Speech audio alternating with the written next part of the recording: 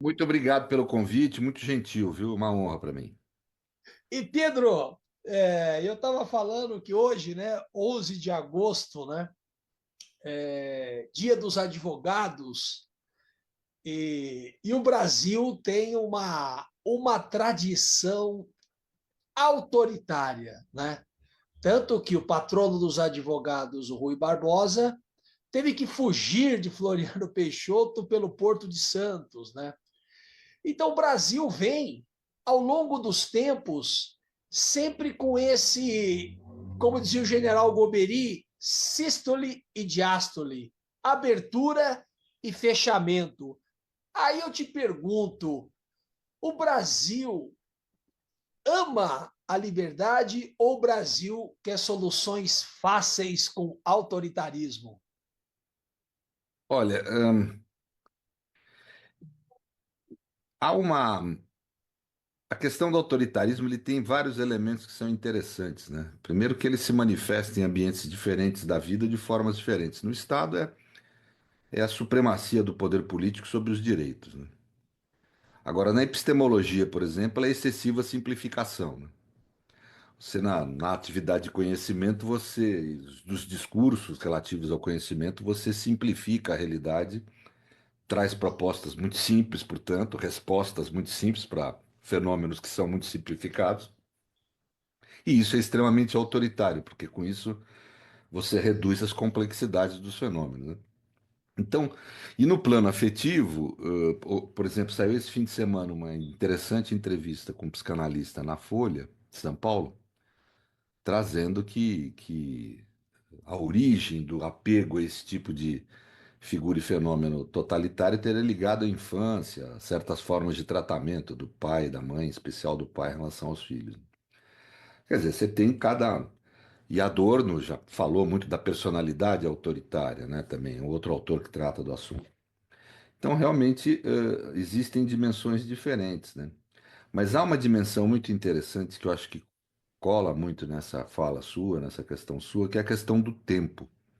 O tempo na política é um elemento fundamental. Na modernidade, o autoritarismo, inclusive como forma de estrutura de Estado, ele propõe o estado de exceção. O estado de exceção, ele é um mecanismo que você viabiliza e juridiciza mecanismos soberanos absolutos de poder, ou seja, em que você dispõe sobre os corpos das pessoas corpos desumanizados, humanizado ou humano no sentido jurídico e político, é o corpo protegido por direitos. Um corpo humano, no sentido jurídico do humano, é um corpo protegido por direitos. E o estado de exceção viabiliza tratar os corpos sem essa proteção dos direitos, estando, portanto, sujeitos amplamente à vontade política do soberano. E isso é possível na modernidade. O início da modernidade foi o da soberania absoluta, em que se acreditava que essa disponibilidade dos corpos era um direito divino, advindo de Deus, né?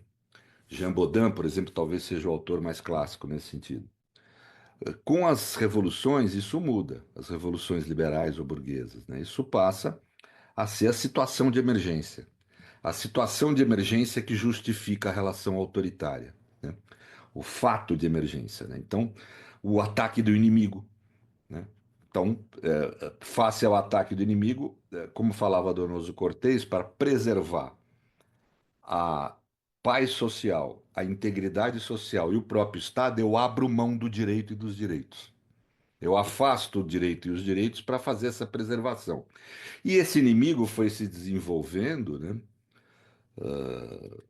Vários autores trataram disso, né? Mas foi se desenvolvendo a figura até chegar na figura do inimigo interno, né? Carl Schmitt, talvez o grande autor que faz isso, né? Então, ou seja, o inimigo deixa de um Estado, como falava Rousseau, deixa de ser outro Estado, como propunha Rousseau. Se falava, Rousseau falava, o inimigo de um Estado só pode ser outro Estado, nunca um ser humano ou um grupo de seres humanos. Mas isso muda. Carl Schmitt passa a imaginar a democracia na concepção dele como a ideia de um povo homogêneo, aonde o diferente que divide esse povo o enfraquece, logo é seu inimigo, né? E mesmo que seja integrante desse povo, né? Então, e aí, a figura do autoritarismo tem a ver com o tempo também. Em que sentido? De eu realizar medidas que eu acho que são boas, porque eu acredito que deva ser a sociedade, com pressa, com rapidez. A democracia perturba. A democracia é lenta, ela é ineficiente, ela demora. Carl Schmitt, no livro A Crise da Democracia Parlamentar, um dos temas dele de crítica à democracia era essa, né? Ou seja, a democracia é ineficiente.